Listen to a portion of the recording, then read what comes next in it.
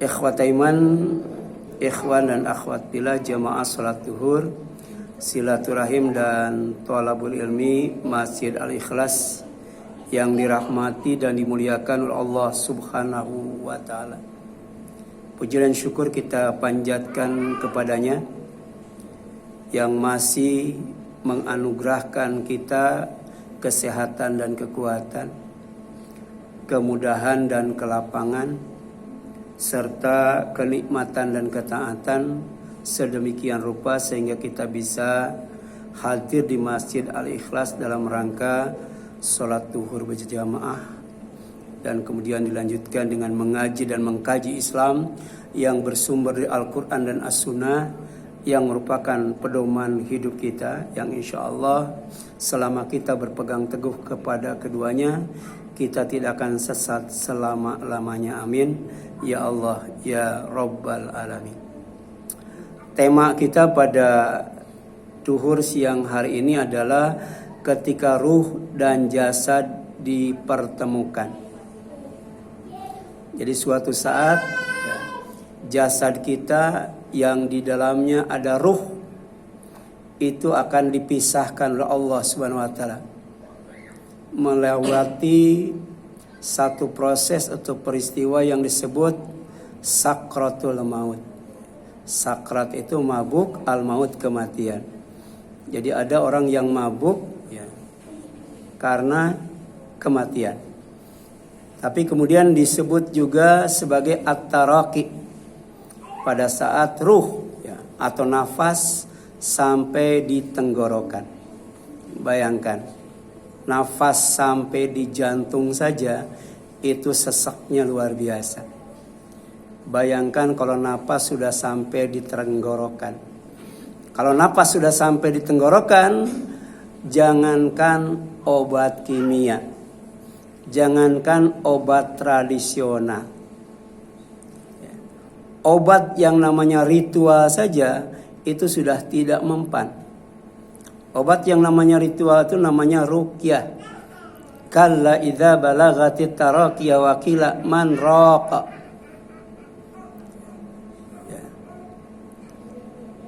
Apabila nafas nyawa sudah di tenggorokan, siapa yang bisa meruqyah? Siapa yang bisa menyembuhkan? Maka pada saat itu setiap orang sadar akan berpisah dengan dunia, akan berpisah dengan orang-orang yang dicintainya, bahkan akan dipisahkan dengan jabatan dan kekayaannya yang selamanya dicari kemudian dikumpul-kumpulkannya. Itulah yang namanya sakratul maut atau at-taraqi. Pada saat itu nyawa dicabut, ruh dipisahkan dari tubuh dengan 3 cara. Yang pertama dengan cara dicabut keras-keras, dicabut kasar, dicabut cepat oleh malaikat yang bernama An-Nazi'at. Dan ini dijadikan sumpah Allah SWT. Jangan main-main dengan malaikat An-Nazi'at. Kalau datang mencabut nyawa, maka mencabutnya dengan kasar, keras dan cepat sehingga tidak ada waktu untuk mengucapkan la ilaha illallah. Tapi ada cara yang kedua, dicabut pelan-pelan, dicabut perlahan-lahan, dicabut lembah lembut. Dan malaikat yang ditugaskan untuk mencabut nyawa seperti ini namanya malaikat An-Nasyitat, wan nazi'ati gharqa, wan nasyitatu nashta, wan nasyitati nashta. Demi malaikat yang mencabut nyawa lemah lembut pelan-pelan, sehingga berkali-kali diberi kesempatan untuk mengucapkan la ilaha illallah. Ketika nyawa sampai di lutut, maka Allah nyuruh kepada malaikat itu untuk berhenti sejenak. Diberi kesempatan untuk mengucapkan la ilaha illallah. Ditarik lagi sampai pusat, disuruh berhenti lagi. Diberi kesempatan untuk mengucapkan la ilaha illallah sampai dada, baru kemudian sampai tenggorokan. Siapa saja yang mengucapkan la ilaha illallah pada kalimat terakhirnya, dakhala jannah, pasti masuk surga. Ya. Tapi ada cara yang ketiga. Nyawanya tidak dicabut, disuruh mengeluarkan sendiri sambil digebugin oleh malaikat wajah dan punggungnya. Nggak tahu sekeras apa itu. Ya. Malaikat memukul wajah dan punggungnya sambil berkata, akhriju anfusakum, keluarkan nyawamu ya oleh kamu sendiri. Na'udzubillahi min dzalik. Setelah nyawa dipisahkan, kemudian jasad mati, ruh dibawa naik ke atas langit ya, menuju Allah SWT, kemudian dibalikan lagi ke alam kubur. Dan prosesnya sangat cepat sekali. Jadi kecepatan terbang malaikat membawa ruh manusia itu sangat cepat sekali. Makanya kata Rasul, asri'u bil janazah. Kalau ada yang meninggal, cepat urus jenazahnya. Dari mulai memandikan, mengkafani, mensolati, ya, sampai menguburkan. Kalau bisa secepat mungkin, jangan ditunda-tunda. Sebab begitu 7 langkah orang yang mengantarkan jenazahnya kembali meninggalkan kuburannya menuju rumah masing-masing, maka ruhnya dimasukkan ke dalam jasadnya yang baru. Ya. Jasad yang lebih baik daripada jasad yang ditinggalkannya di liang lahat. Jadi tolong dicatat, kuburan itu adalah alam gaib. Sementara tempat jasad kita dikubur sejatinya adalah liang lahat. Karena ada yang menjorok ke samping sedikit. Ya. Sedangkan jasad yang baru Allah kasihkan. Sehingga ketika dijepit ke kuburan, sampai kemudian dengan jepitan bumi yang sangat keras, ya, sampai tulang belulangnya gemertak, ya, retak, pecah dan sebagainya, kembali utuh kembali. Dijepit lagi, ya. Jadi ternyata bumi yang sempit itu bagi orang yang tidak beriman tidak cukup sempit tapi menjepit. Sedangkan bagi orang yang beriman, bumi yang sempit menjadi luas, bumi yang gelap menjadi terang. Ya, bumi yang asalnya sepi menjadi ramai. Ya. Inilah ya saat kemudian jasad dipertemukan kembali dengan ruh. Ya. Oleh karena itu di dalam surat At-Takwir ayat 7, ya, Allah menyebutkan salah satu peristiwa kiamat. Wa idzan nufusu zuwijat. Dan apabila ruh-ruh dipertemukan dengan tubuh. Nah, yang dimaksud dengan wa idzan nufusu zuwijat adalah ketika ruh dikembalikan ke jasad. Ya. Allah kuasa mengembalikan ruh ke jasad yang sudah hancur. Misalnya karena dimakan binatang buas atau dibakar jadi debu, kemudian dipisahkan di tempat yang berbeda. Dan ini dikisahkan oleh Rasulullah sallallahu alaihi wasallam. Qala, kata beliau, rajulun, ada seorang laki-laki lam ya'mal khairan qat, yang seumur hidupnya tidak pernah berbuat baik, jahat melulu. Ya. Kemudian faida mata, ketika dia akan mati, keluarganya dikumpulkan, kemudian dia berpesan. Apa pesannya?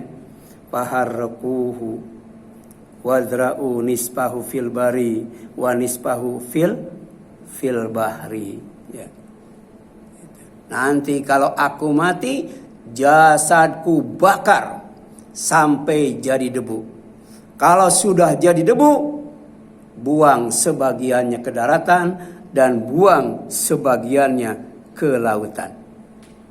Fa wallah la in qadarallah alaihi la yu'adzibuhu adzaban la yu'adzibuhu ahadan minal alamin.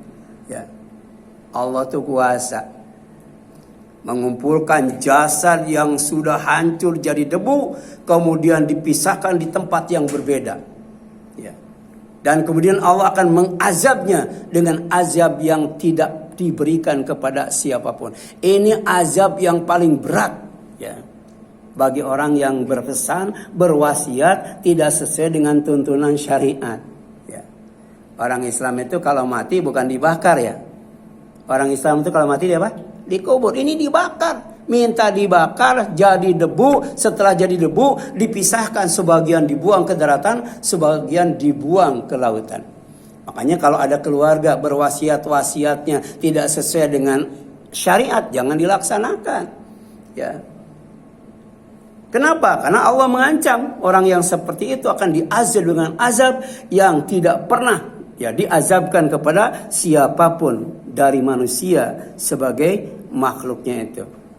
Fa amarallah al-bahra fajama'a ma fihi wa amara al-barra fajama'a ma fihi. Ya, laut itu makhluk Allah. Bumi itu daratan makhluk Allah. Dua-duanya hamba Allah, dua-duanya taat kepada Allah. Maka kemudian Allah perintahkan laut untuk mengumpulkan kembali jasad orang itu yang sudah jadi debu. Maka dikumpulkan oleh laut. Ya, ini luar biasa. Ya. Jadi laut itu setiap malam minta izin kepada Allah agar melimpahkan tsunami kepada manusia. Tapi Allah tidak mengizinkannya. Kalau diizinkan, tsunami itu tiap malam. Ya. Laut itu taat. Ketika disuruh mengumpulkan debu yang sudah bertebaran, maka dia bisa mengumpulkan kembali jasad yang sudah jadi debu. Kemudian Allah perintahkan daratan untuk mengumpulkan jasad yang sudah jadi debu dari orang itu. Terkumpul pula. Kemudian disatukan dan oleh Allah dihidupkan kembali. Jadi ada orang yang berbuat maksiat, kenapa? Karena tidak percaya dengan hari kiamat, tidak percaya dengan hancurnya alam semesta, tidak percaya bahwa manusia itu yang sudah mati akan dihidupkan kembali. Ayah sabul insan alan najma'a idhoma. Manusia mengira kami tidak akan bisa mengumpulkan tulang belulang kembali yang sudah hancur. Bala qadirina ala an nusawwiya bana. Bukan hanya kuasa mengumpulkan tulang belulang yang sudah hancur, tapi menyusun kembali dengan sempurna jari jemarinya lengkap dengan sidik jarinya. Kira-kira ada nggak sidik jari yang sama? Nggak ada. Dari mulai Nabi Adam sampai sekarang sampai hari kiamat tidak ada yang sidik jarinya sama. Tapi Allah Maha Kuasa, Allah Maha Bisa. Allah tuh maha berilmu. Dia bisa mengumpulkan kembali tulang belulangnya dalam keadaan tersusun utuh, lengkap dengan sidik jarinya.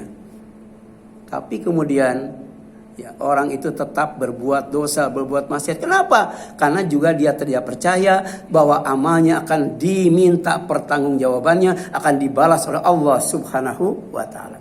Maka setelah jasad itu yang asalnya jadi debu, kemudian dihidupkan kembali, dimasukkan ruh ke dalam jasadnya. Tsumma qala, kemudian Allah bertanya, lima fa'ata, kenapa kamu melakukan itu? Kenapa kamu menyuruh keluargamu untuk membakar jasadmu dan kemudian menyebarkan debunya ke tempat yang berbeda? Qala, kata orang itu, min khasyatika ya Allah. Aku melakukan itu karena aku takut. Aku itu tidak pernah berbuat baik, jahat melulu. Aku takut. Diminta pertanggungjawabannya depan engkau. Ruhku akan dimasukkan lagi ke dalam jasadku. Wa anta a'lam, dan kalaupun engkau tidak bertanya kepadaku, engkau itu lebih tahu dari aku. Faghfara lahu, maka Allah mengampuni dosanya. Ini menunjukkan dahsyatnya khasyatullah. Dahsyatnya khasyatullah, takut kepada Allah SWT. Makanya dijadikan sebagai rukun ibadah. Ibadah itu tidak sah kalau kita beribadah tidak takut kepada Allah. Karena ibadah yang kita lakukan pertama karena takut kepada Allah. Yang kedua karena berharap kepada Allah. Dan yang ketiga karena cinta kepada Allah Subhanahu wa ta'ala. Orang yang takut kepada Allah tidak akan meninggalkan ibadah. Dan orang yang takut kepada Allah tidak akan melakukan kemaksiat. Kenapa? Karena dia takut kepada Allah. Dia takut kepada kebesaran Allah. Dia takut kepada keagungan Allah. Dia takut kepada murka Allah. Dia takut kepada laknat Allah. Dan dia takut kepada neraka Allah Subhanahu wa ta'ala. Luar biasa. Khasyatillah. Makanya innama yakhsyallaha min ibadihil ulama. Sesungguhnya dari semua hambaku yang hanya takut kepada Allah itu hanya orang-orang yang berilmu. Oleh karena itu menuntut ilmu itu dari mulai buayan sampai liang lahat. Bahkan kata Imam Bukhari, al ilmu qoblal amal. Sebelum kita beramal harus punya ilmu dulu. Ya, sebelum haji kita belajar fikih haji, sebelum kurban kita belajar fikih kurban. Ya, sebelum zakat, infak, sedekah kita belajar fikihnya. Salat belajar fikihnya. Jadi ilmu dulu baru kemudian amal. Ini hadisnya riwayat Bukhari dan Muslim dari Abu Hurairah radhiyallahu anhu. Kemudian wa idzan nufusu zuwijat, dan ketika ruh-ruh itu dipertemukan dengan jasadnya, atau maksud daripada wa idzan nufusu zuwijat itu adalah ketika dikumpulkan manusia yang selamat dengan manusia yang selamat. Manusia yang bahagia akan dipertemukan kembali dengan manusia yang bahagia. Manusia yang taat akan dipertemukan dengan manusia yang taat. Ya, suami yang taat akan dipertemukan dengan istri yang taat. Suami yang saleh akan dipertemukan dengan istri yang saleh. Ya. Sedangkan manusia yang celaka dan sengsara akan dikumpulkan, dipertemukan kembali dengan manusia yang celaka dan sengsara. Ya. Jadi engkau akan bersama orang yang engkau cintai. Jadi kalau kita cinta Rasul, nanti kita akan bersama Rasul di sana. Kalau kita cinta setan, akan bersama setan di sana. Kalau kita cinta orang yang beriman, kita akan bersama orang yang beriman di sana. Ya.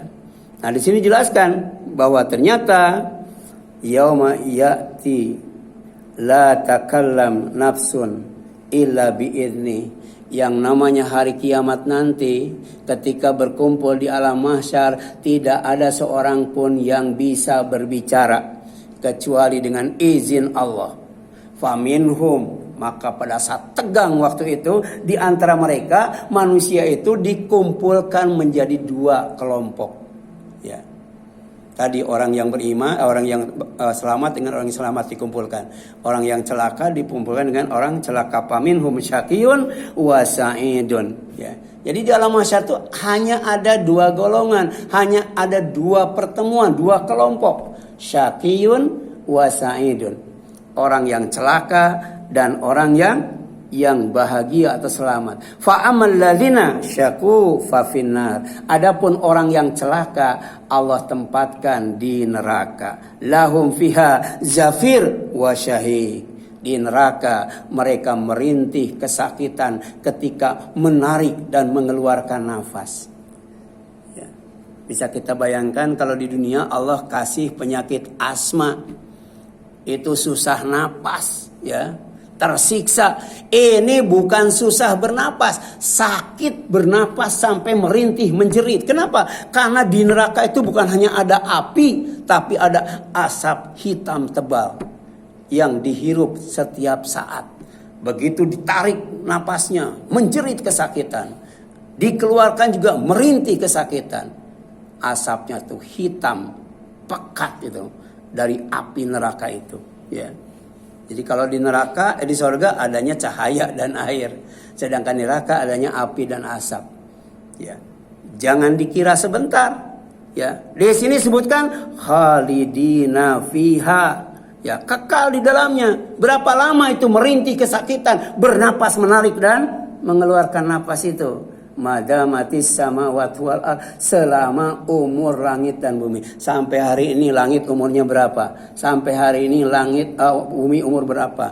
Nanti sampai kiamat berapa umurnya sampai hancur itu? Selama itu, ya, orang yang celaka disiksa di neraka, di antaranya merintih, menjerit kesakitan ketika bernafas. Illa masya Rabbuk, kalau Allah mau lebih lama daripada itu. Rugi hidup di dunia yang sebentar kalau disia-siakan. Akhirnya kemudian masuk neraka menjadi orang yang celaka. Inna rabbaka fa'alu lima yurid. Sesungguhnya Allah Rabbmu bisa melakukan apa saja yang Dia kehendaki. Sementara yang kita kehendaki belum tentu kita bisa melaksanakannya. Berbeda dengan Allah. Allah bisa melakukan apa saja yang Dia kehendaki. Menyiksa orang kekal abadi seumur langit dan bumi. baca Al-Quran, ya. Ada surat Hud, ya. Ada surat As-Sajdah, ada surat Al-Ma'arij. Itu menjelaskan tentang relativitas waktu. Jadi di akhirat itu ada yang satu harinya 1000 tahun. Di akhirat itu ada yang satu harinya tuh 50.000 tahun.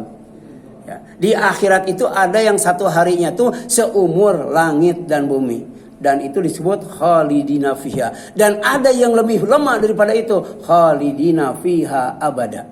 Na'udzubillahi min zalik. Wa amal ladzina su'idu fa fil jannah. Adapun orang yang celaka, orang yang bahagia, mereka dipertemukan, berkumpul bersama. Di mana?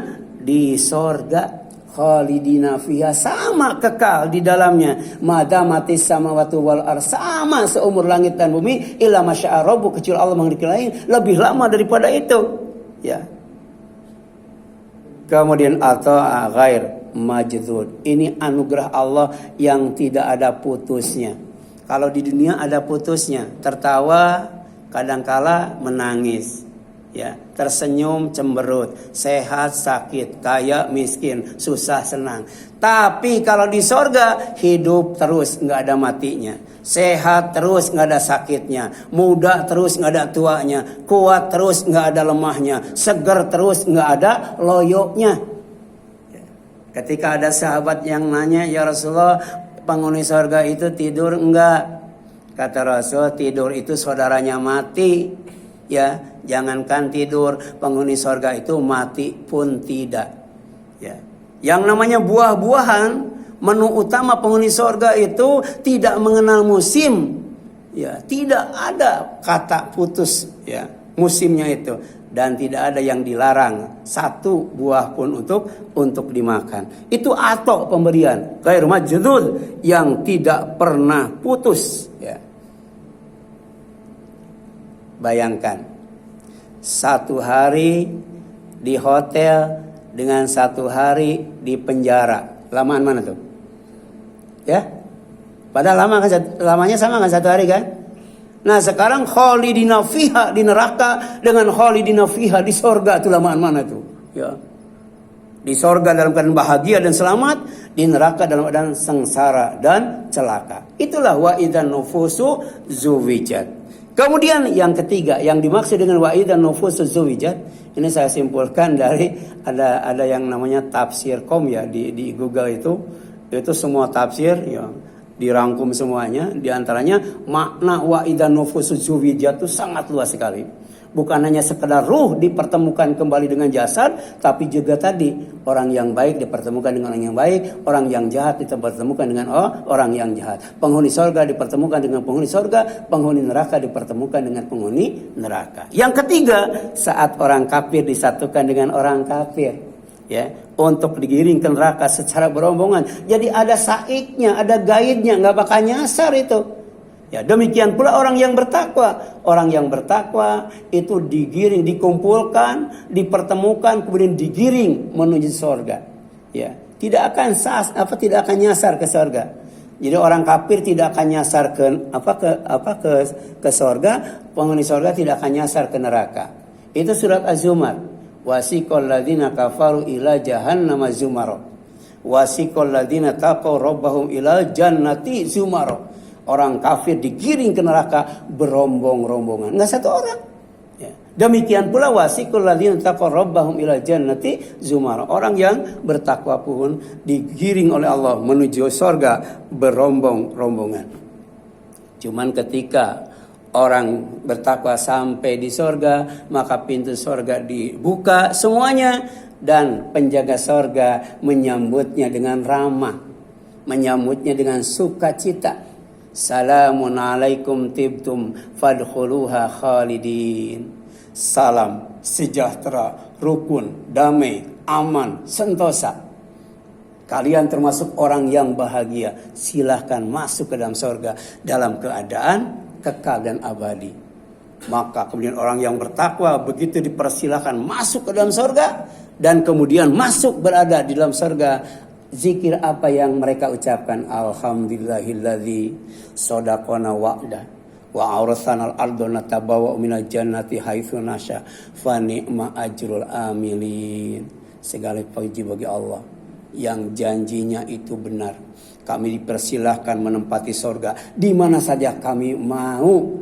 Dan ternyata sorga itu adalah sebaik-baik balasan bagi orang yang beramal. Di sinilah pentingnya ikhlas. Ya.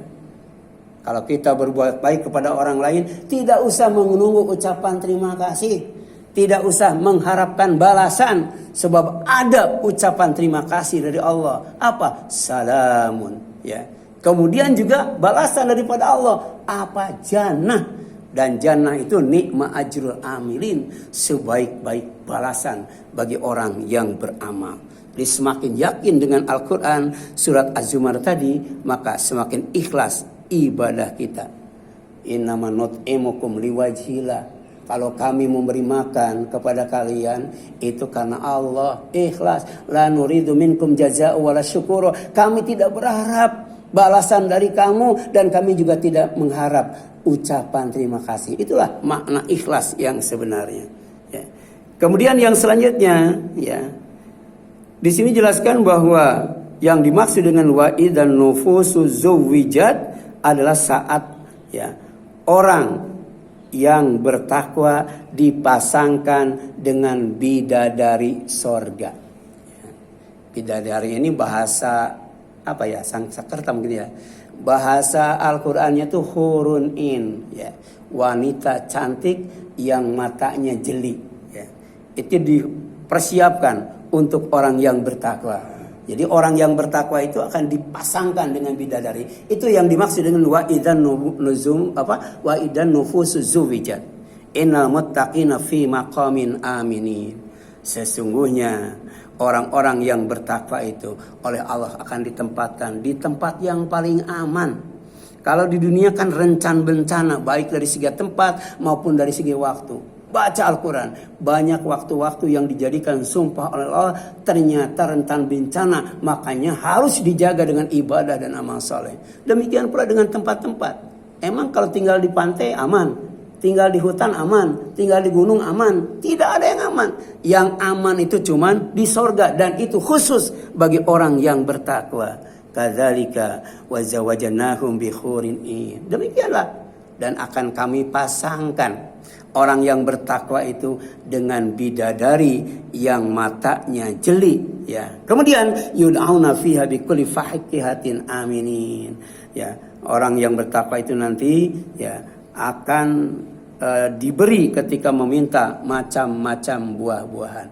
Inilah, ya, puasnya tinggal di sorga. Walakum fiha ma tashtahi anfusukum walakum fiha ma tad'un. Makanya sorga itu disifati fala khaufun alaihim walahum yahzanun. Di sorga itu tidak ada rasa takut. Di sorga itu tidak ada rasa sedih. Sorga itu tempat yang aman dan bahagia, bahkan bikin puas. Kenapa? Walakum fiha ma tashtahi anfusukum walakum fiha ma tad'un. Di sorga itu apa yang kamu minta itu ada, tersedia. Demikian pula yang kamu ingin. Jadi jangankan ngomong, baru ingin saja sudah ada. Tapi di dunia jangankan ingin, minta saja belum ada. Ya. Dan yang terakhir, ya, la yadzukuna fihal mauta illal mautatal ula. Ya, orang yang bertakwa begitu tinggal di sorga, dia tidak akan merasakan kematian kecuali mati yang pertama. Ya. Ini menjelaskan tentang orang normal itu matinya cuma 2 kali. Ya, orang normal itu hidupnya 2 kali. Kaifa takfuruna billahi wa kuntum amwatan fa ahyakum tsumma yumitukum tsumma yuhyikum tsumma ilaihi turja'un. Setelah mati yang kedua dikembalikan kepada Allah dan tidak akan mati lagi. Tapi orang yang kafir, ya, orang yang oleh Allah dimasukkan ke neraka itu matinya berkali-kali. Ya. Padahal 1 kali mati saja kata Rasulullah rasanya seperti, ya, kulit dipisahkan dari daging. Jadi ada binatang yang kulitnya dipisahkan dari daging dan binatang itu hidup. Ya. Seperti itu sakitnya mati. Tapi orang yang beriman, Kemudian orang yang bertakwa yang dimasukkan ke dalam surga tidak akan merasakan kematian kecuali mati yang pertama. Makanya ada 3 bekal yang harus kita bawa supaya kita matinya normal. Cuman 2 kali. Ya. Yaitu pertama bawa iman. Yang kedua bawa amal soleh. Dan yang ketiga jangan bawa dosa. Sedangkan orang yang mati bawa dosa dan tidak bawa iman, la yamutu fiha wala yahya. Di neraka itu hidup tidak, mati pun tidak. Hidup dimatikan, mati dihidupkan. Na'udzubillahi min dzalik. Wa waqahum adzabal jahim. Dan pada puncaknya mereka oleh Allah akan dijaga dari azab neraka jahim, azab neraka jahanam. Wallahu a'lam.